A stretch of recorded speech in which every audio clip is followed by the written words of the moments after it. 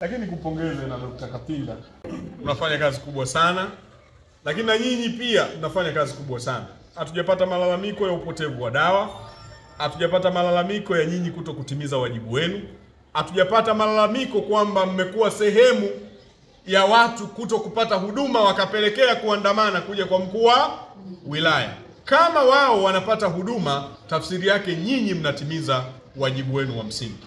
Na Biblia inasema dhambi kubwa kuliko yote ni kutokutimiza wajibu. Sasa nyinyi mmekuwa kielelezo katika kutimiza wajibu. Ni lazima kwa kutimiza kwenu wajibu, sisi kama viongozi tuwapongeze kwa vyeti, tuwapongeze kwa maneno, na siku tutakayopata fedha tuwapongeze kwa fedha kwa kazi mnazozifanya. Kwa kweli sisi kwa wilaya yetu ya Ilemela, kada hii ya afya ni moja ya kada inayonifurahisha sana.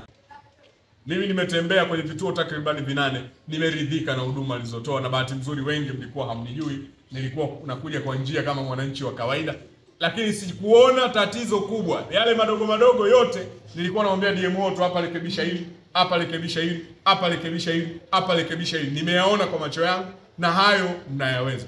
Mmejipanga vizuri. Na mimi napenda namna mnavyoshirikiana, mnavyowasilisha mambo yenu, lakini hasa endeleeni.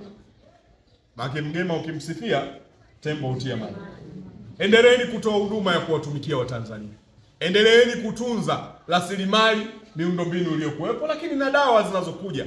Mheshimiwa Rais Daktari Mama Samia Suluhu Hassan, moja ya wilaya ambayo haikuwa na hospitali ya wilaya ni Ilemela, lakini sasa hivi na sisi tunatamba. Sisi tumewapeni imani yetu, na najua imani yetu tuliyowapa mtakwenda kutulipa kuwatumikia watumishi na kuwatumikia wananchi wa Jamhuri ya Muungano wa Tanzania kwenye kipande tulichopewa cha Ilemela.